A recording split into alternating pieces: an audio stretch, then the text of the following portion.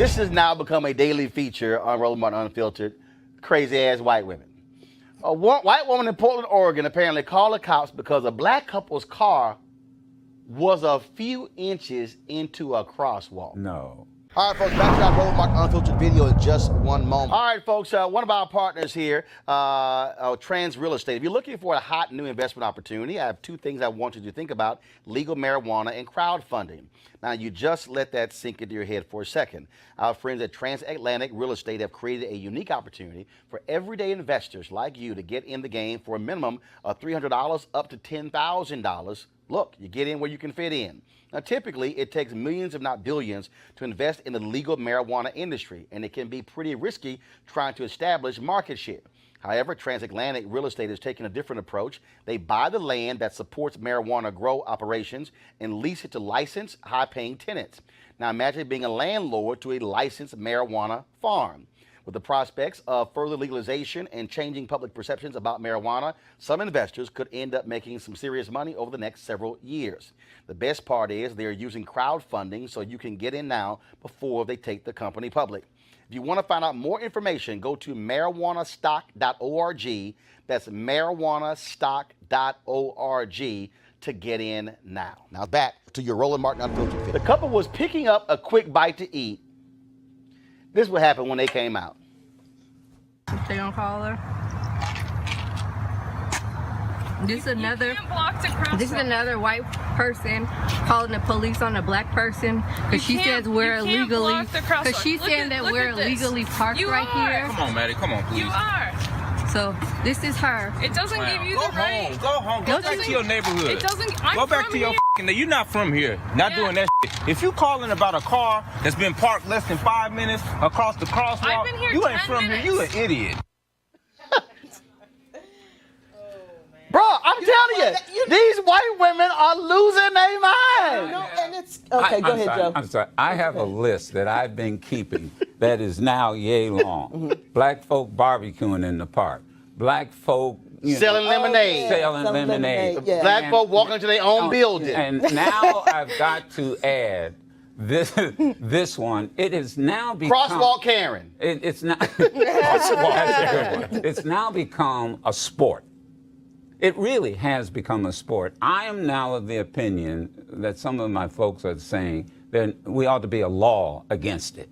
In other words, if folks start calling the police on these kinds of issues, there should be a law that you either fine them, criminalize their behavior. Because, first of all, this is dangerous because while the police are coming on a call because somebody's car is in the crosswalk, there's some real crook somewhere. It also it's a waste of time. It also shows generationally the lapse. So when you were growing up, there was a different ethical standard that you knew going out the house, you were admonished.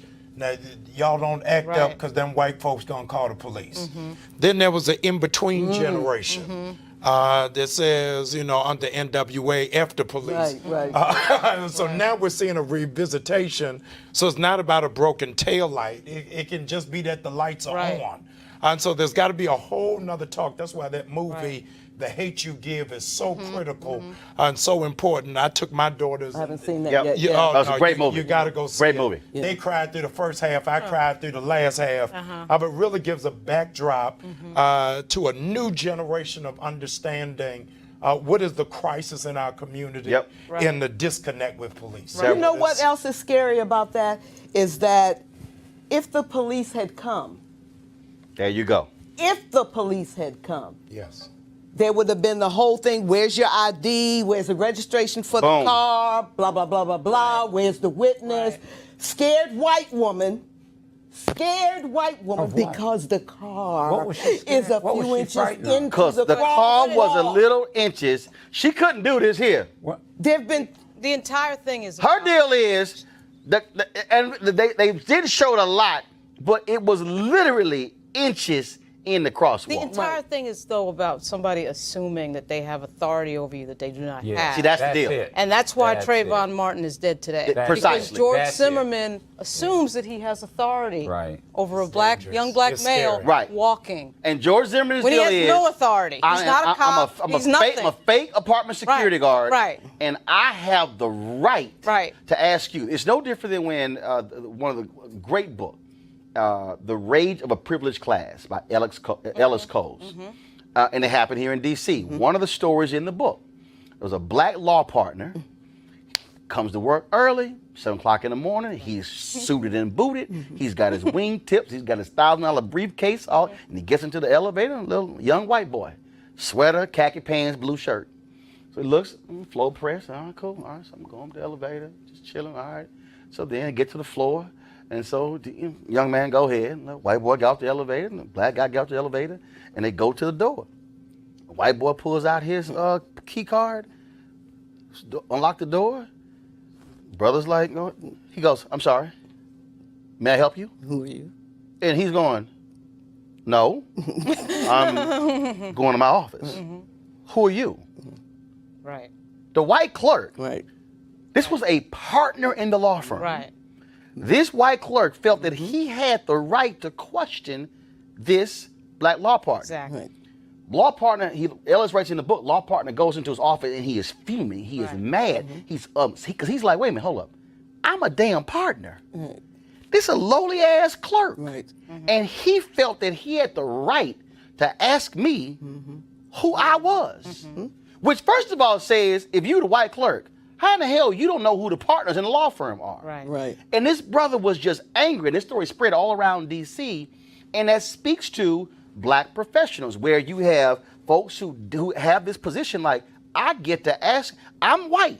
I can ask you anything and you have to comply. This is like South Africa in the passbook. Show me your papers. In America, we are culturally conditioned to believe that white is superior, black is inferior. Yep. And the manifestation of that cultural conditioning is that black is undervalued, underestimated, and marginalized. Speaking of generation, now you've got a generation that says, we're not going to be undervalued. We're not going to be marginalized. That's and we ain't going to pray. And that's why you heard the young man said that you must be crazy. But I also can tell you how many times that I've been in front of a hotel, NAACP conventions, and somebody has handed me the keys to their Mercedes and asked me if I would park it. And there's been some times I've thought about taking those keys. Aaron Mosley Braun did that to me. Yeah. The convention, the Black Caucus convention, bunch of us are standing there talking. She walks up and hands me the keys and says, I was told you'd park my car legally. And I said, they said I would? They said I would? She said no, but she said just go to that clutch down there in the lobby. And I said, I think it's the wrong clutch. But it's cultural. No one is immune. No, it is. Yeah, I mean, it really and for those who don't know, Carrie Mosley is black. but it is. And the thing is, what we have to see, it's also how we react. I've had people who got mad at me. They're like, "Oh man, why you act a fool when people ask you on planes did you play football?" Because damn it, I didn't. Don't ask me if you heard I went to Texas A&M and I got on a hat and a shirt. The white boy got on Alabama gear. You ain't ask his ass if he played ball. But he doesn't look like a fullback. You do. Right. And hold on. And if they actually saw a fullback, they know this ain't how a fullback look. But that's sort of this whole thing. And you're right. This is those conditioning. Yeah. But this generation ain't gonna suck it up. Nope. And that was the beauty of Black Lives Matter. They came in the door with that attitude of we're not taking this. We're not doing this. Right.